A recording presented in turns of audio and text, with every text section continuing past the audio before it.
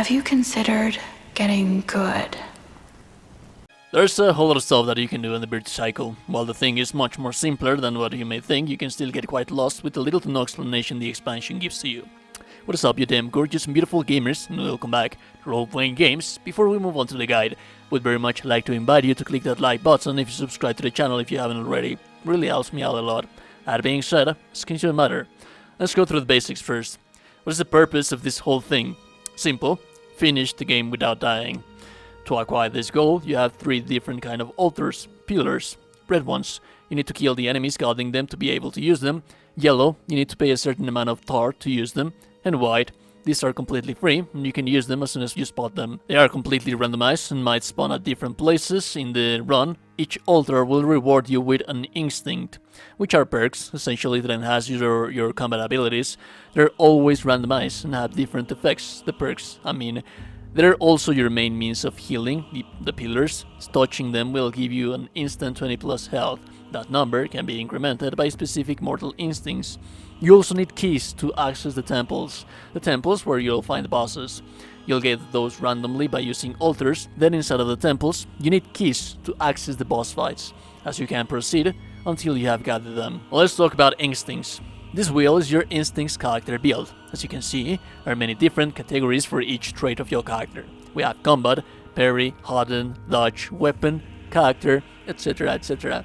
You can have up to 2 instincts per category. As soon as you acquire them, the instincts you'll be getting are upgrades for your 2 selected first instincts in the category. So for example, if you choose the plus 30% heavy damage increase epic perk instinct, the upgrade is going to be plus 34% heavy damage increase, and that's going to keep scaling randomly as you get more altars. Pillars. Now you have the runic gate. This is hugely important. All of the categories, you need to max them out ASAP. This is going to provide you with means to get stronger and better instincts during your runs, and even the chance to get instincts from collecting world items that otherwise you wouldn't be able to get any kind of upgrade other than the item on itself. Often these items are tar and glimpses that you can use while you're at base to upgrade the runic gate. Never, I repeat, never use your tar while you're on a run, or you'll lose it when you die unless you have the retained tar maxed out at the runic gate. That pretty much sums everything you need to know about basics. Now let's go through the shades and which ones are more useful and for what. To get shades, you need to see the requirement for them at the Runic Familiarity tab. Essentially, completing specific tasks while using a shell will reward you with shades for said shell. These shades are skins that come with some bonuses, and in many a time can complement your build that you're chasing on your cycle run. Let's talk about the shells, shades, and which ones are best for what. First you have Virtuous. He's a jack of all trades. Good stamina, good health, good resolve, but he doesn't really excel at anything, although he is a top choice for beginners.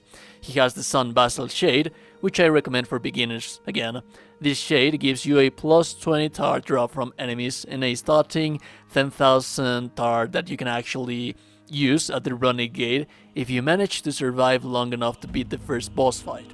Essentially, 10k free tar to max out the runic gate as soon as possible. Other than that, it doesn't really have any combat benefits, so it becomes useless as soon as you max out your runic gate. Then you have the Burden Keeper, that gives you plus 10% chance to acquire Harden and Kick instincts at pillars. This is very useful if you're chasing a build focused on hardened skills. If you haven't watched my cheesiest build, I highly advise you to go watch it, since this skin is perfect for that build. When you complete one cycle with Virtuous, you get the Corrupted Virtuous Shade, which gives you the Unbreakable perk. Enemies are no longer able to break you while hardened, but you take plus 100% more damage. A useless shade if you ask me, because there is no safe way to counterattack while hardened. It doesn't really compensate taking 100% more damage. The Super Hardened Instinct would be 100 times better, so you'll be better off chasing that. Now we have Solomon. He's decent at health and stamina, but exceeds at resolve. Good choice if you like to parry a lot or use weapon abilities. The Count Shade gives you plus 10% more findings on combat and Ballista Suka instincts. Good choice if you want those DPS augments on the instinct. The Cult Shade gives you increased resistances, not really that useful in my opinion. And his Corrupted Shade gives you 100% resolve acquisition, but you can't get resolve during boss fight. Again, the trade, it's really not worth it. And then we have Airdream. high health, poor stamina, poor resolve, low mobility. Pretty much the tank.